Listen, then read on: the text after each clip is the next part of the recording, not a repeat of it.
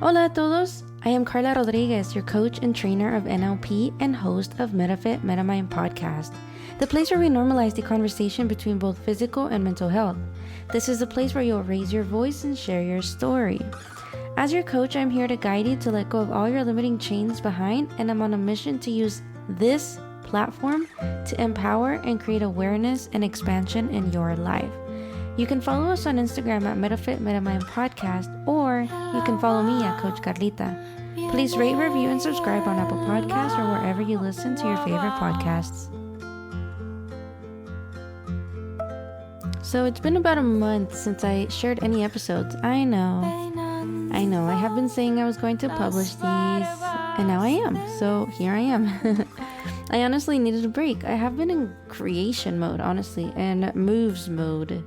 But I am happy to be continuing on this journey. So last year, when I went on the journey of learning more about myself and growing, I set a goal. And to be honest, I was not sure that it was going to happen. There were doubts that creeped in, but over the course of all those months, things were just happening in my favor. And guess what? That goal was. It was to leave my 9-to-5 by February 10th or something around those dates. And my last day was actually on February 25th. Yeah, I was able to make that happen. Yes, I am working with my trainers at Jaeger Training. I love it. But I'm also working on me and my business and trainings coming up this year. So stay tuned, everyone. You really want to make sure you listen to these episodes and anything that I have going on in the gram. As I said, I've been working on my business, and I have an announcement to make. I have opened up 3 spots this month for your one-on-one VIP personal evolution clients. What does this mean? It means many things, just depending on who you are.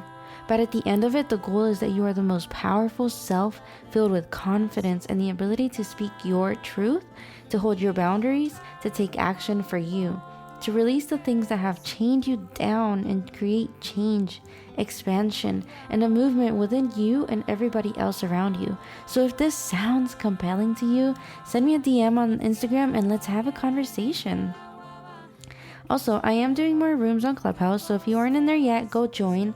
And if you are, my handle is the same as my Instagram, Coach Carlita. Finally, I have a masterclass coming up this Tuesday, April 13th at 6 p.m. Central Standard Time. Tearing down the mind chains. Take control over your future. I will be discussing NLP, communication, our motivators, and our fears. So go register now. When you register and send me a message saying you heard this on here, you can be entered into a drawing to get a free 1-hour breakthrough coaching call with me.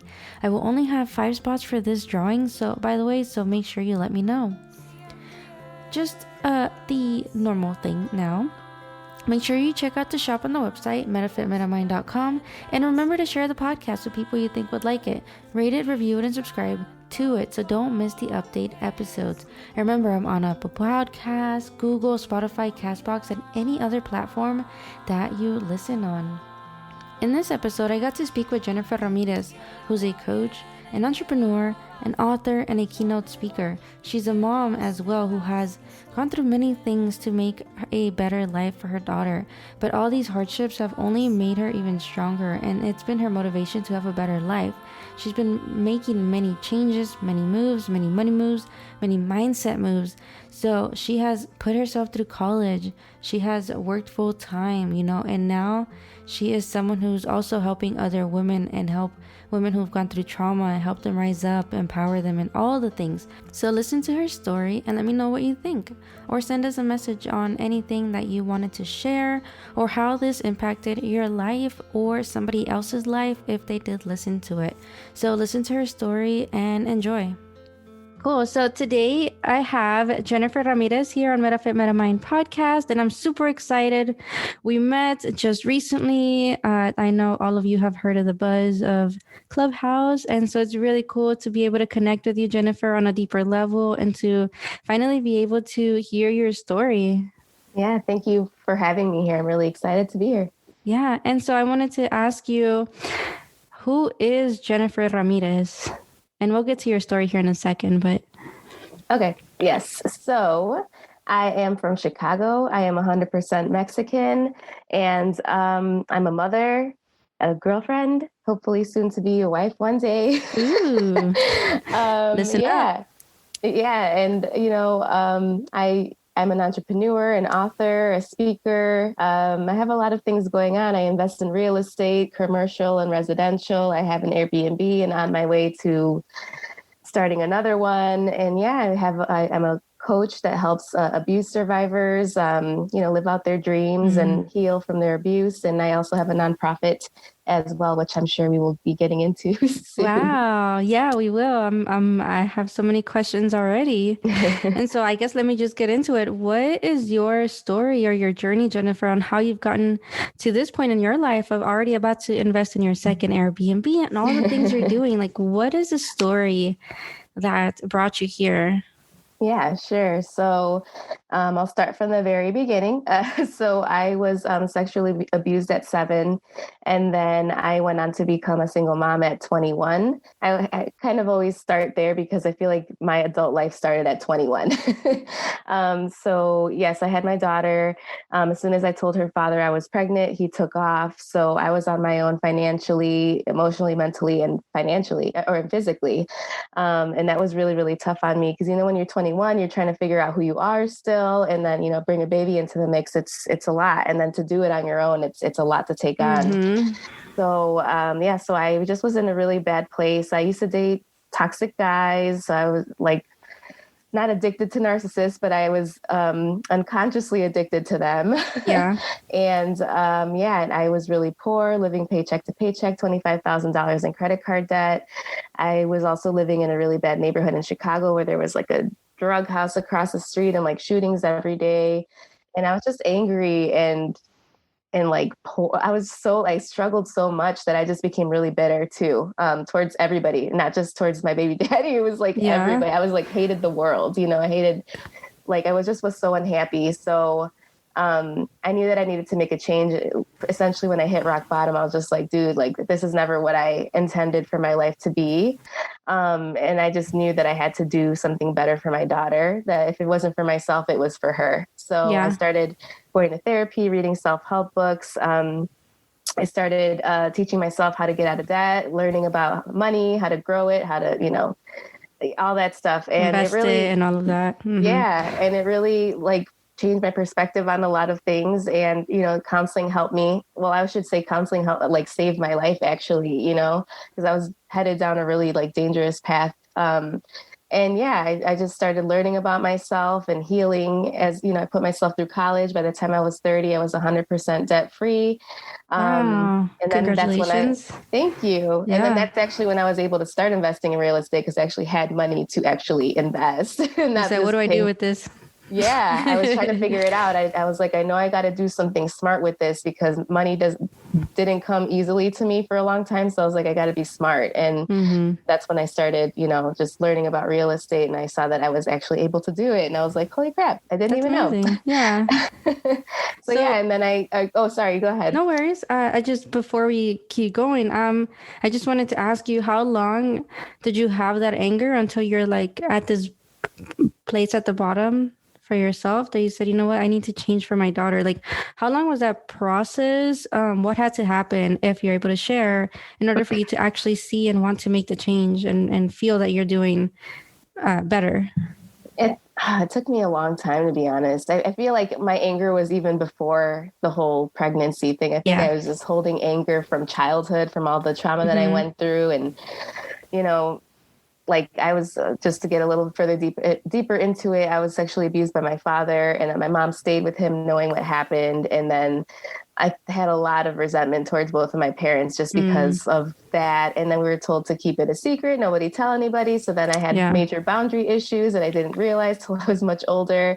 So that's why I allowed kind of like men and friends to treat me badly. And, it was a vicious cycle for a long time. I want to say I was there for like a good 10 years, honestly, like in a really bad place until it was finally like, I was like, I'm tired of being mad. And holding on to that. Yeah, I'm just tired of it. Yeah. And I just want to let it go and just move on and do better. And I know we had spoken before about holding on to the emotions, right, and to the trauma. And I don't know if you've studied this or not, but, that passes on through generations and our kids if we don't resolve that. So it's amazing that you've, I think you've let it go, and I don't want to assume. So yeah, and it's great that you let go of this, because now you can pass on more of the positive.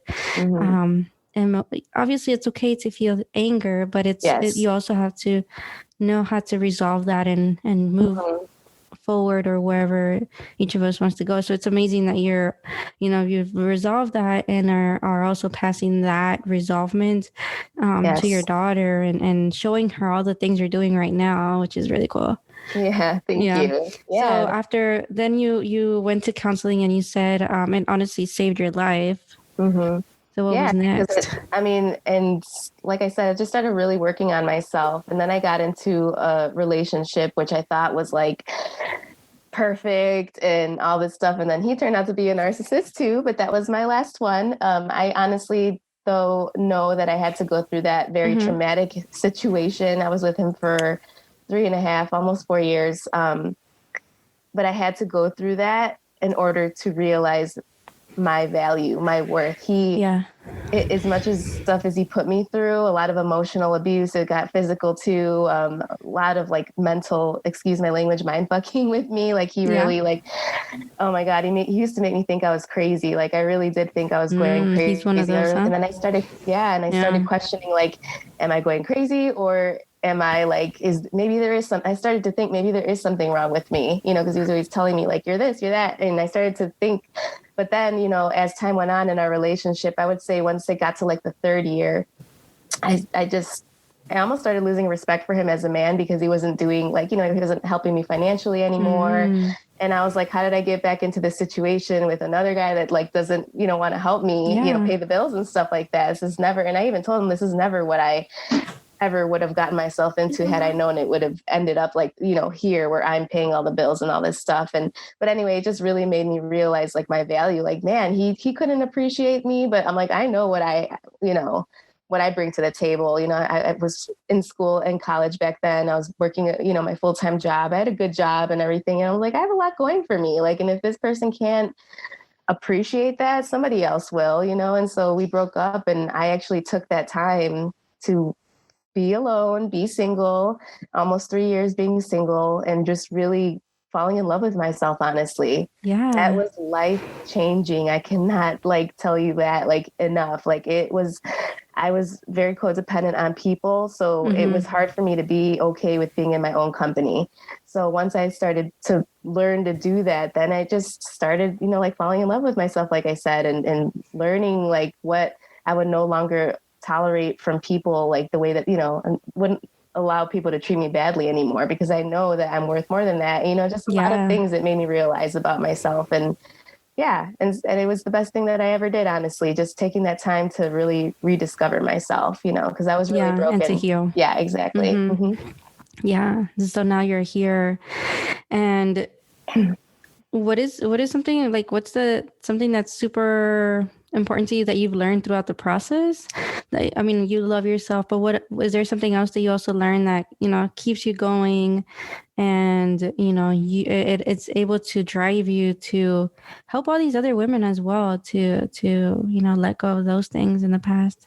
Yeah, a lot of things drive me. My kids drive me, my daughter especially, because I want her to see. I just always have this mentality, if something were to happen to me today and I were no longer on the earth, can she take care of herself? Have I taught her all the things that I feel? Of course, she's only 14, so she doesn't know everything, but I feel like I've taught her to be independent and to see that you can do anything, you can be anything you want. She hears me talk about this stuff all the time with people. She knows what I'm doing, the type of work I'm doing. And I think she really, as much as she doesn't really say a lot about it, I know that she is proud of me. Yeah, exactly. And it's just, I just want to share my story. That's kind of what keeps me going, is seeing the women that I'm helping and seeing them progress and seeing them heal, and kind of knowing that I'm not the person behind their healing, but kind of, because they're putting them or giving them the resources and just helping them get there, So I'm really, really proud of that, honestly. And that is really what keeps me going, because it just makes my heart smile and it makes me so happy. And I'm just really passionate about it. So yeah, I'm so cool. We both have the same kind of thought process of I don't heal you, but I, like you said, those resources. I like to say that I guide women.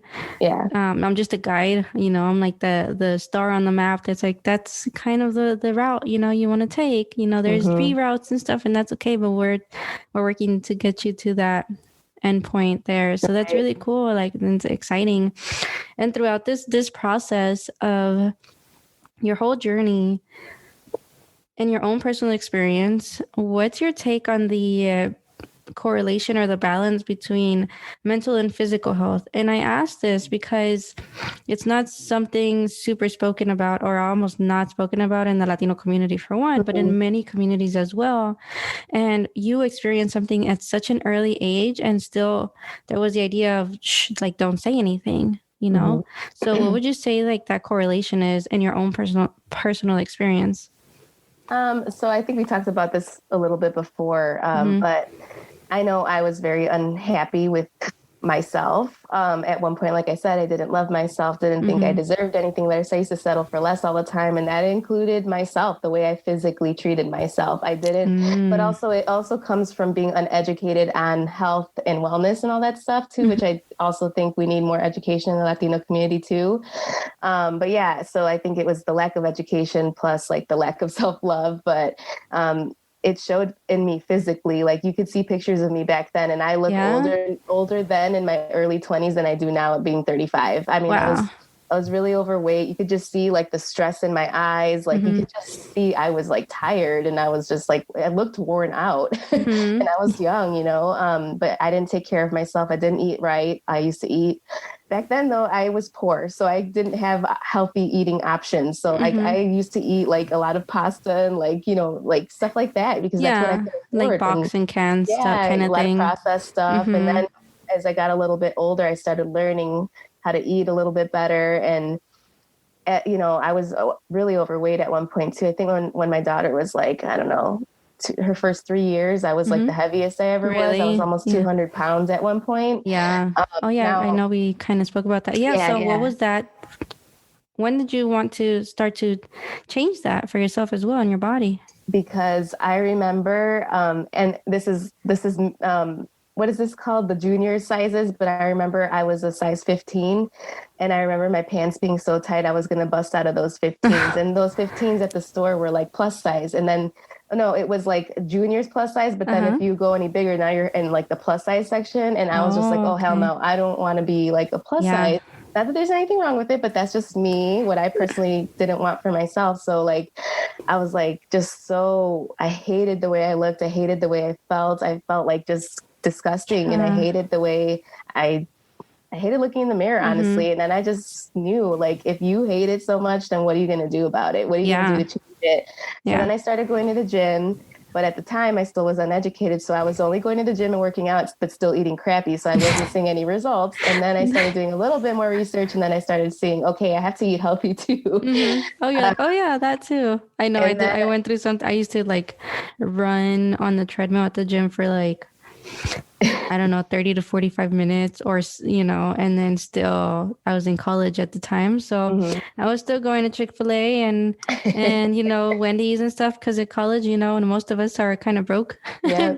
I'm not saying everyone, but, nor the good amount of population of college students. So yeah. And so then you realize that the food part has something to do with it. So, and then I honestly, it was the South Beach diet. I know it's called a diet, but it's actually a lifestyle change. I changed my lifestyle, honestly, and I had to do that because I did tons of diets. They never worked. When I dieted, I always ended up putting on more than what I had even started out at, Oh, okay. But that's the bad thing about diets, is that they're only a temporary solution. Yeah, you might lose that 10 pounds really quick, but guess what? As soon as you start eating regular again, it's going to come right back and then some. And I learned that the hard way. So that's why I started just incorporating healthy eating and healthy, like exercising and learning about like high intensity interval training and like intermittent fasting, all that stuff. And it just really and then as I lost weight, I just felt way more confident in myself. Like I felt better, and that helped contribute to my mental health too. For Nice. sure. Yeah. Yeah. So that's amazing. And it's great that you realize this. And, as you said, there's nothing wrong with being a little bigger and stuff, but Mm-hmm. it's more on the health. For me, the way I see it, it's more on the health aspect because, I think we're both sort of the same height as what we talked Yeah. about. We're both like 5 feet 1, right? And so Yeah. 150, 200 pounds is a lot of weight to be on Mm-hmm. us, Yeah. and like it's a lot of work for our heart to take it and our blood vessels and all of that. And so And I your I joints and your mm-hmm, back. yeah, like I had so much body pain for some Me reason at the too. time. Mm-hmm. And like my ankles would hurt and my knees would hurt, and it was an interesting concept when I realized, hey, like I am so much lighter and I feel good. Mm-hmm. My mind Yeah. doesn't have to think about it anymore. Yeah, exactly. Yep. Yeah. Yeah. So you look great, by the way. Thank So, you. and I Oh, know thanks. people won't see this, but so y'all can know she looks great. And so I wanted to ask you, and I actually called this podcast Metafit Metamind Podcast because we do have that meta, right? To be fit physically, as we were just talking about right now, but also fit in our life. Mm-hmm. Like, where do we fit right now? What are the decisions we're making right now to then take us to the future metas, those goals that we have in our life, and also the goals to take care of our mind and our overall wellness, right? So what are some things that you are doing now to know that you fit in your own life, right? As for you, and also like as a career woman, as a mama, like what are you planning? Like, what are those goals that you have that are kind of exciting, recent, coming up? Mm-hmm. So I feel like I have so much going on all the time, but I am excited about starting the second Airbnb just because we started our first one last January, so right, a Mm-hmm. little bit before the pandemic happened. Yeah. And considering the circumstances, it's been a good year. Like I didn't Nice. think that would happen. I freaked out. We did have like 1 month where oh, sorry, dog just walked into the room. No worries. We did Earlier, my have a child month. walked into. It um, happens. yeah, Working from so home, y'all. yeah. Still, I was going to say 2020. It's not even 2020 anymore. It's Feels 2021. like it, right? I lost my train of thought. What was I saying? About your Airbnb and that Oh last yeah, year was about a the good year for the Airbnb. first Yes, one. it was good. So I'm excited about it because I know things are kind of starting to somewhat normalize a Mm-hmm. little bit. So I'm excited about that. And yeah, I think I know I haven't talked a lot about the nonprofit and stuff, but Yeah, please we share. do weekly support groups for female trauma survivors, and I'm proud to say that like group has been growing. So we're probably going to have to make multiple groups, not multiple. We'll start with like two, which is good because it shows that we're growing and the women are coming continuously and they're also healing, so Yeah. I'm really happy about that. And what else? Is there any other thing that you're excited um about here in the coming yeah, weeks? there's a lot of things too. I'm just making like a lot of connections and things Yeah. like that. We're also looking into corporate sponsorships right now for the Oh, okay. nonprofit. So I'm really excited about that. Like I am done with my proposal and now I just Mm-hmm. have to start like actually reaching out to these places, these companies and stuff. So that's going to be a huge Nice. thing I'm rooting for for you. And Rise. Yeah. Because if we Yeah. get corporate sponsorships, we're going to be good. Nice. And let me ask you, if you were to be approached by someone that wanted to learn from you as far as your journey, what's something that you would want to share with them? So many things. Never settle for less. I think that's one of the most important things. And one of the things that I did a lot back in the day, just because I really didn't feel like I was worthy of anything more, just loving Mm, yourself. Don't settle for less. If you feel like there's something more for you, if you get that feeling, if there's like something burning inside of you, it's probably for a reason, and don't ignore that feeling. Because I always knew deep down, so I was meant to do more. I always knew it. I always felt it. I just didn't know how to like almost like open that up and discover it, I guess, because I was stuck in a bad place for a long time. yeah. And boundaries too. I think boundaries are really important for a lot of people, even people that haven't been through trauma. I feel like sometimes have boundary issues, and it's okay to say no to people. You got to take care of yourself first, and I know as women, we can put ourselves last a lot, especially as mothers. We tend to Yeah. put our kids first, husbands, boyfriends, whatever, and we're always put ourselves last. So making sure that you take care of yourself and you set those boundaries and you say no to people when you need to. And, it's okay to say no. I say no as a complete sentence, and that should be all you need to say. And the right people will respect your boundaries, and they'll say okay, and the wrong ones will continue to push and push and push past your boundaries. And that's kind of how you know when you have toxic people in your life, or people that don't really have, your best interests at heart. So, I mean, I think that's really important. I wish somebody would have told me that a long time ago, honestly. Yeah. Yeah, well, that's actually really important. I think you've been probably one of maybe 2 people who have said never settle for less.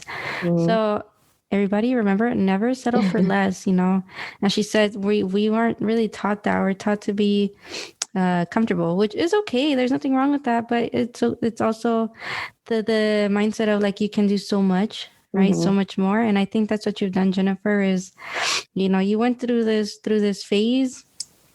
And I don't know if you were in this like space in between that you weren't sure where to go or things like that. But it's amazing all the things you have done up to this point. And I'm excited for all the things you're still creating. And maybe one day when I go over there, I'll go to one of your Airbnbs and say, hey, Jennifer, I'm going over. Yeah, for sure. Whenever you want, whenever you're in Chicago. Yeah. And I know you're on Clubhouse. So what are your social media handles where people can find you, learn from you, want you as a coach? Where can people find you?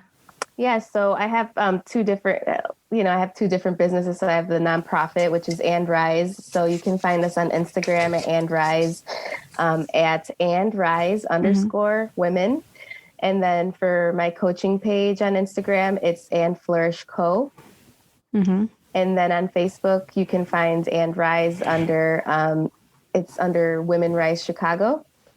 And then you can find us on Facebook for my coaching, and that one's just And Flourish. And Flourish. Cool. Yes. And I'll put all the links in the show notes. Awesome. And is there any other thing that you wanted to share before we finish? This has been a really, really great episode because you shared so much, and it's something that's really important for people to listen to, that the journeys may not be exactly the same, but they may be similar in some way. So I hope you all take something from this episode, and I really appreciate you, Jennifer, for sharing your heart, being vulnerable, and be willing to share your story, because that's something that I believe in. Is in the podcast I always say, and now in my coaching business, is raise your voice and share your story. So I really appreciate you raising your voice, sharing your story, being vulnerable, and being open to sharing all the things that you've shared, because I've learned so much from you today.